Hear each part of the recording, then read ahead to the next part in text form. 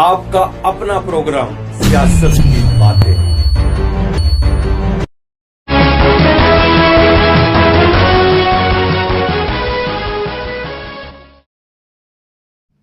नमस्कार। महासंग्राम 2024 में एक बार फिर आपका स्वागत है और मैं हूं दर्शपाल गुप्ता और मेरे साथ हैं वरिष्ठ पत्रकार सुधीर कुमार जी। सुधीर जी, बहुत बहुत स्वागत है आपका। सुधीर जी, इस वक्त चुनाव चल रहा है दूसरे फेज का और आप जब रिकॉर्डिंग कर रहे हैं इस वक्त तब तक कोई 46% से ज्यादा वोटिंग हो चुकी थी। बिल्कुल ओवरऑल वोटिंग जो थी, और जिसमें अगर हम कुछ जम्मू के सेगमेंट की बात करें तो 65% से ज्यादा चली गई थी। कुल मिला के शाम तक ये वोटिंग है परसेंटेज डोडा की तरह ये भी फर्स्ट फेज की तरफ बढ़ जाएगी। लेकिन हम बात कर रहे हैं जिस तरह से हम अपने दर्शकों को हर कॉन्स्टिट्यूंसी के बारे में बता रहे हैं कि उसके वहाँ की क्या पोजीशन है, तो आज हम जम्मू साउथ आरसपुरा की बात करते हैं। जी जी बिल्कुल। ये भी डिलिमिटेशन में एक नई कॉन्स्टिट्यूंसी है। गांधीनगर होती थी ये और आरसपुरा अलग होती थी। जी बिल्कुल। अब गांधीनगर भी और आरसपुरा भी दोनों मिला के उन्होंने एक नई कॉन्स्टिट्यूंसी बना दी। कुछ एरिया गांधीनगर का, कुछ एरिया ज्यादा आरसपुरा का भी है। जी जी, जम्मू साउथ आरसपुरा। पहले ये यहाँ से गांधीनगर की कॉन्स्टिट्यूंसी होती थी, तो इस वक्त कविंदर गुप्ता यहाँ से चुनाव भारतीय जनता पार्टी के जीते थे और आरसपुरा से भी वहाँ के भारतीय जनता पार्टी के कैंडिडेट जीते थे, गगन जी। लेकिन अब उधर से सुचेतगढ़ अलग हो गए। पहले रिजर्व थी आरसपुरा, अब सुचेतगढ़ जो है उसको रिजर्व कर दिया गया और आरसपुरा को ओपन कर दिया गया। आरसपुरा को जम्मू के साथ मिला दिया। ये बड़ी अजीब सी डिलिमिटेशन हुई है। इसको लेके एक बात है सुधीर जी, कुछ नाराजगियां भी सामने आ रही हैं लोगों को। काफी नाराजगियां सामने आ गई डिलिमिटेशन के। किसी अब गांधीनगर वाला से जब बात होती है ना, वो कहता है ये आरसपुरा से कैंडिडेट खड़ा हुआ है, अगर मुझे जरूरत पड़ी तो आरसपुरा जाना पड़ेगा। बिल्कुल। ये और आरसपुरा वाला कहता है कि मैं गांधीनगर से कैंडिडेट यहाँ खड़ा हो रहा है तो मुझे गांधीनगर जाना पड़ेगा।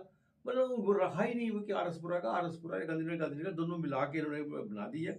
चलिए उस पर तो हम नहीं बात कर सकते क्योंकि अब तो हो चुका है। अब तो चुनाव आने वाले हैं। लेकिन यहाँ पे 20 कैंडिडेट थे जिन्होंने पर्चा अपना नामांकन पत्र भरा था। वो 6 कैंडिडेट्स में से 6 जो थे वो उनको रिजेक्ट हो गई। जो ऑफिशियल वेबसाइट है उनमें रिजेक्शन दिखाया गया। और बड़ी मजेदार बात यह है कि उसमें से बीजेपी के 2 कैंडिडेट, कवरिंग कैंडिडेट और मेन कैंडिडेट, दोनों के पेपर रिजेक्ट हुए। डॉक्टर नरेंद्र सिंह बीजेपी के जो इस वक्त कैंडिडेट हैं उनका भी पेपर रिजेक्ट हुए हैं और भुवनेश्वर सिंह है उनका भी वहां पे कैंडिडेट जो है उनके भी पेपर रिजेक्ट हुए हैं। ये उनने चूंकि एक से ज्यादा सेट भरे हुए थे और दूसरा सेट में डॉक्टर नरेंद्र सिंह जो है उनका जो नॉमिनेशन एक्सेप्ट की गई है। उसी तरह कांग्रेस के भी इंदिरा भल्ला है, कवरिंग कैंडिडेट थी, उनकी भी रिजेक्शन दिखाई दे रही। तो 14 कैंडिडेट इस वक्त वहां पे मैदान में है, जिसमें जिस तरह से हमने बात की कि मेन वहां पे जो है भारतीय जनता पार्टी के हैं डॉक्टर नरेंद्र सिंह है। जी बिल्कुल। ठीक है। और कांग्रेस के रमन भल्ला है। जी रमन भल्ला जी, ये गांधीनगर से वो फार्मर मिनिस्टर भी रहे हैं। और पहले वहां पे जेडीयू के भी हैं हरप्रीत सिंह, पहले कैंडिडेट जेडीयू के जो हरप्रीत सिंह जम्मू कश्मीर से चुनाव लड़ रहे हैं। हालांकि वो एनडीए के हैं, एनडीए का हिस्सा है, सेंटर में एनडीए का हिस्सा है। और जहाँ बीजेपी और ये जेडीयू आमने सामने है। जी बिल्कुल। पीडीपी के नरेंद्र शर्मा है वहां पे। जी बिल्कुल। और इस कॉन्स्टिट्यूंसी में एक चीज और भी देखने वाली है सुधीर जी, यहाँ 7 वार्ड जो है ना म्युनिसिपल जो कॉर्पोरेशन के हैं, जम्मू के हैं। और उसके बाद आरसपुरा का एरिया पड़ता है उसमें, आरसपुरा का। जी बिल्कुल पड़ता है। बड़ी अजीब सी ये सिचुएशन वहां पे बनी हुई है। यहाँ पे अर्बन भी है, रूरल भी है, मिक्स कर दिया गया है। अब आप ही बताएंगे हमारे दर्शकों को कि इस कॉन्स्टिट्यूंसी में क्या होने वाला है, क्या दिखाई दे रहा है, किस तरह से चलेगा ये।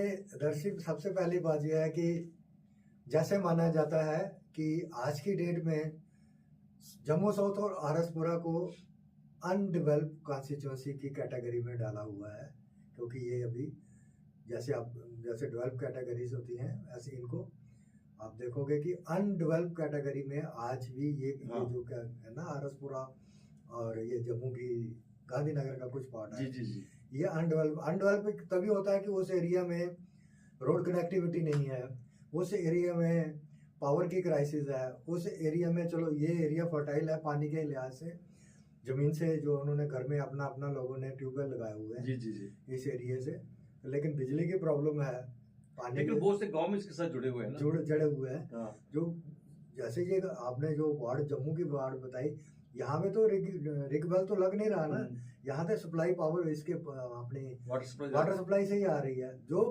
रूरल एरिया जैसे आरसपुरा का कुछ एरिया जिसमें दरसोपुर ये हो गया, ये दूसरे अपने एरिया जितने बीच में आ रहे हैं जी जी। तो ये सारे एरिया जो है आपने देखा मोस्ट नेग्लेक्टेड एरिया, यहाँ की रोड की हालत इतनी खराब है। शायद आपको एक बार मुझे याद है पिछली बार जब एक कांग्रेस के वहाँ पे एमपी इस एरिया में टूर कर रहे थे, तो वो तो उनको इतना ज़्यादा खड्डे खड्डे दिखाई दिए, उन्होंने बोला कि यहाँ पे तो ज़रूरत भी नहीं है किसी को हॉस्पिटल जाने की, तो ये डिलीवरी इसमें रास्ते में हो बिल्कुल सही कहा आपने, बात कही थी। और सबसे बड़ी बात है ये हमारे जो इंटरनेशनल बॉर्डर है ना, बॉर्डर पे है, ये कॉन्स्टिट्यूशन उसके साथ में आती है। अब देखना ये है कि चूंकि यहाँ पे डॉक्टर नरेंद्र सिंह जो पहली बार वो स्टेट सेक्रेटरी भी हैं इनके भाजपा के, और पहली बार चुनाव लड़ने जा रहे हैं, तो कांग्रेस के दिग्गज नेता है रमन बल्ला, वो चुनाव जीते भी हैं और हारे भी हैं, और पिछला पार्लियामेंट का भी चुनाव 14 में हार गए थे वो। हाँ, और पिछले चुनाव जो अभी हुए 24 में पार्लियामेंट के चुनाव में भी इसमें थे। तब ये उनके चुनावों में आरसपुरा से कांग्रेस ने कुछ हजार वोटों की लीड भी की थी, और अब भारतीय जनता पार्टी की नजर इसके ऊपर है। नहीं, आपने बिल्कुल ये बड़ा सही एनालिसिस दर्शकों तक पहुंचाया कि जो अभी हमारे पार्लियामेंट की इलेक्शंस हुए हैं, उस पार्लियामेंट की इलेक्शन का जो वोटिंग अगर हम देखेंगे, उस वोटिंग के लिहाज से जम्मू साउथ और आरसपुरा कॉन्स्टिट्यूंसी में रमन भल्ला जी ने आरसपुरा से ही लीड ली थी। जी जी, ये जम्मू यहाँ से नहीं, आरसपुरा से ही लीड ली थी। तो वहाँ के उनके जो कैंडिडेट थे जुगल जी, जो बाद में जो तो यहाँ से जीते थे पार्लियामेंट की इलेक्शन, वो यहाँ से उनको काफ़ी कोई 7-8 हज़ार के करीब वोटों पीछे रह गए थे। 7-8 हज़ार जो रमन भल्ला जी को यहाँ से एक्स्ट्रा वोट मिल रहे। लेकिन बात आपने कही है ना, वोट तो मिले, अब उस वोट के अंदर जो अभी वो साइनारियो है ना, वो वाला साइनारियो नहीं है, क्योंकि स्टेट का एक अलग सा एक इशू होती है, स्टेट असेंबली का, सेंटर का एक अलग से इशू होते हैं, सेंटर के अलग से इशू। इस स्टेट की इलेक्शन में डेवलपमेंट इशू है, वो बड़ा इंपॉर्टेंट इशू है। जैसे हमने आपको पहले ही बताया, डेवलपमेंट में वहाँ की रोड कनेक्टिविटी, मेरे सबसे worst kind of road connectivity अगर है तो वो आरसपुरा के जो जम्मू साउथ और आरसपुरा के एरिया हैं, बीच के गांव हैं। सुधीर जी, इस लीड में मैं थोड़ा सा आपको जोड़ना चाहूंगा। इस लीड में हम तरनजीत सिंह टोनी को नहीं भूल सकते इस बात को। जी। तरनजीत सिंह टोनी पहले सुचेतगढ़ से उन्होंने डीडीसी का चुनाव लड़ा था। जी बिल्कुल, जीते थे वहां से। जी बिल्कुल। तो सुचेतगढ़ जब वहां रिजर्व में आ गया, तो टोनी के लिए दिक्कत होगी, टोनी आरसपुरा में आना चाहता था। जी बिल्कुल, आना चाहता था। और रमन भल्ला चूंकि 2 चुनाव हार चुके हैं, जी बिल्कुल, जो लगातार चुनाव हार चुके हैं, पार्लियामेंट का भी, असेंबली का चुनाव हार चुके हैं, और तीसरे चुनाव में वो रिस्क नहीं ले सकते थे। इसलिए यही कहा जा रहा है कि उन्होंने टोनी को तो गांधी भेज दिया बहू में, और खुद आरसपुरा, और इसका डिसीजन भी बहुत लेट हुआ, काफी देर यही सोचते रहे किसको कहां से लड़ाया जाए, किसको किससे लड़ाया जाए। और मुझे लगता है कि रमन भल्ला ने अपनी तरफ से सबसे सेफ कॉन्स्टिट्यूंसी जो है चुनी। बिल्कुल सही कहा आपने। ये जो रमन भल्ला जी ने मतलब बहुत ही सेफेस्ट कॉन्स्टिट्यूंसी चुन के यहाँ पे नामांकन भरा, और यहाँ पे कांग्रेस ने भी देर लगाई, उनको मैंडेट देने में भी देर लगाई। लेकिन टोनी जी जैसे टोनी को बताया, तरनजीत सिंह टोनी, उनका अपना एक वोट बैंक है आरसपुरा सुचेतगढ़ साइड से। तो वो ये चाहते थे कि मैं इस एरिया से इलेक्शन लड़ूं, क्योंकि वो उनका नेटिव ही गांव वहाँ पे है। बिल्कुल। तो रमन भल्ला जी तो गांधीनगर से ही हैं, लेकिन चलो वो गांधीनगर से एक अर्बन, और हमने जैसे आपने बताया कि अर्बन और रूरल का ये मिश्रण इन्होंने बना दिया हुआ है। अब जैसे अर्बन वाले बोलते हैं हम वहाँ पे जाएंगे गांव में, आरसपुरा में अपने विधायक को मिलने के लिए, वो वाले बोलते हैं हम अपने विधायक से काम जो होगा वो सिटी में आएंगे गांधीनगर में। ये एक बड़ा कंफ्यूजन सा बना हुआ है उन पे वोटर्स के लिए। लेकिन एक बात मैं, चूंकि ग्राउंड रिपोर्ट जो आ रही है उसमें आगे बता दूं, जिस तरह से लग रहा था कि ये ओपन बैटलफील्ड है ये रमन भल्ला के लिए, जो शुरू में लग रहा था, और रमन भल्ला का डिसीजन भी शायद इसी को लेकर हुआ था। लेकिन अब जो चुनाव नजदीक आते जा रहे हैं और डॉक्टर नरेंद्र सिंह के बारे में कहा जाता है कि उसकी शराफत जो है वो उसका एक बहुत बड़ा नाम है वहां पे। आज तक उसके ऊपर कोई उंगली नहीं उठी, किसी पे एलिगेशन लगा। और आरसपुरा की तरफ से, आरसपुरा का जो एरिया है वहां से उन्हें काफी सपोर्ट मिल रही है। अब देखना ये भी है कि यहां से भारतीय जनता पार्टी का वोट उनको किस तरह से पड़ता है। और दूसरा, तरनजीत सिंह टोनी क्या अपने वोट रमन भल्ला को कन्वर्ट कर सकता है, या रमन भल्ला अपने वोट तरनजीत सिंह टोनी को कन्वर्ट कर सकता है? ये एक बहुत बड़ी बात है जो नामुमकिन सी लगती है। नहीं, आपने ठीक फरमाया कि जो अपने बीजेपी के वहाँ से कैंडिडेट हैं डॉक्टर साहब, तो वो आरसपुरा का अब एक बात है आदर्श जी, जैसे आपने देखा ना कि 2014 में एक लहर थी। अमूमन देखते हैं, जो अगर आप साइंटिफिक वे में भी चलेंगे तो समुंदर से जब भी कोई लहर उठती है वो एक मुकाम पे जाके वो वापस नीचे आ जाती है। वो लहर वहाँ मेंटेन नहीं करती, वो नीचे आना होता है उसको। अब वो लहर यहाँ पे नहीं है जो पहले 2014 की थी।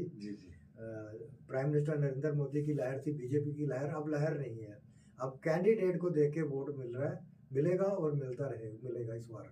लेकिन आपने जैसे कहा, मैं जैसे बीच में मैंने थोड़ा सा, हमने भी आरसपुरा से भी थोड़ा सर्वे किया, पता ये चला कि आरसपुरा के लोग बीजेपी से भी काफी खफा है। कैंडिडेट उन्होंने अच्छा दिया लेकिन बीजेपी से खफा है। बहुत सी ऐसी, जैसे मैंने आपको बोला कि बिजली वहाँ 4-4, 5-5 घंटे वहाँ पे बंद रहती है। रोड की, जैसे आप देखो अभी इन्होंने इलेक्शन के तौर पे जम्मू से सतवारी से मीरा साहब की तरफ रोड ब्लैक टॉपिंग की।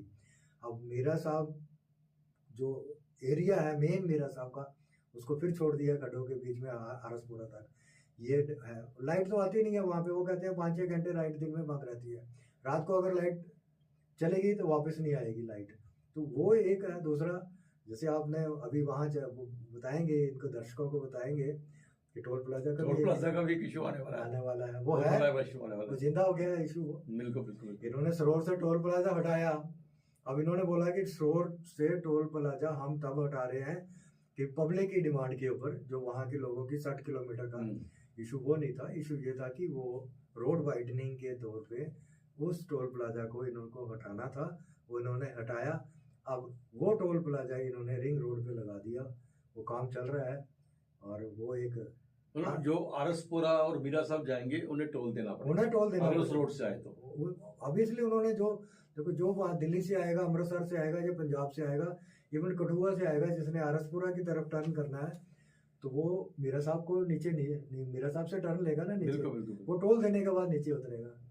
तो वो एक बीजेपी के लिए सबसे बड़ी सिरदर्दी वो है, बीजेपी कैंडिडेट के लिए। क्योंकि लोगों के मन में यही चल रहा है कि अगर हम इनको वोट देंगे, ये टोल प्लाजा वहाँ पे हमारे लिए टोल प्लाजा लगा देंगे कि हमने, गांव के लोग हैं, एक नहीं दो नहीं, दिन में 2-2 3-3 बार जाते हैं। ऐसा नहीं है कहीं सामान लेने जा रहे हैं अपने के, वहाँ पे जा रहे हैं, कहीं कुछ लेने के लिए जा रहे हैं।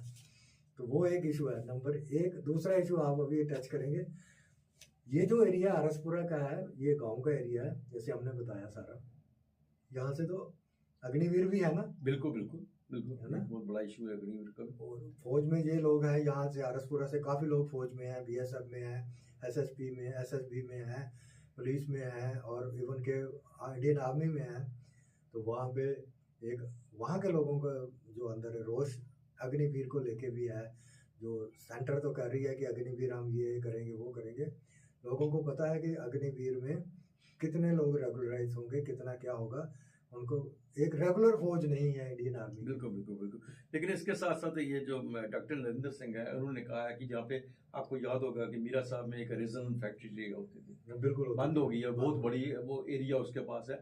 वहाँ पे वो IT हब बनाने की बात कर रहे हैं, लोगों को अपने भाषण में बता रहे हैं यहाँ पे हम बहुत IT हब बनाएंगे, और जिसमें से हजारों के हिसाब से जब जो आरसपुरा के जो बच्चे होंगे उनको वहाँ जॉब मिलेगा। ये अच्छी बात है, वेलकम डिसीजन है। कुल मिला के हम इस कॉन्स्टिट्यूंसी की बात करें तो जिस तरह से शुरू शुरू में लग रहा था कि रामन बल्ला के लिए बड़ा आसान रास्ता है, नहीं, अब जो जो समय बीता जा रहा है वो आसान नहीं रह गया, टफ मुकाबला हो गया दोनों के लिए।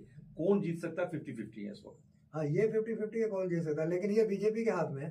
जैसे मैंने आपको पहले बताया, बीजेपी का देखो, वो गांव के लोग हैं, अग्निवीर उनके दिमाग में बैठा है, ठीक है, टोल प्लाजा उनके दिमाग में बैठा है, उनकी रोड कनेक्टिविटी बैठी है, उनके वहाँ के हेल्थ इन आपका जो पुराना, अगर आप देखो तो आपका जो पुराना नेटिव गांव है, हाँ। वो भी आरसपुरा से है। तो आप आते जाते रहते हो, आपने देखा कि वहाँ का हेल्थ इंफ्रास्ट्रक्चर वो भी काफ़ी मतलब कोलैप्स है, यानी कि मैं नहीं कह सकता कि इतनी ज़्यादा है। इवन को किसी को स्नेक बाइट हो जाता है, वो भी जीएमसी में वो भी रेफरल हॉस्पिटल बन के रह गया। मतलब सिंपल रेफरल है, वहाँ से आपको एम्बुलेंस मिलेगी, जम्मू आ जाओगे आप जीएमसी में।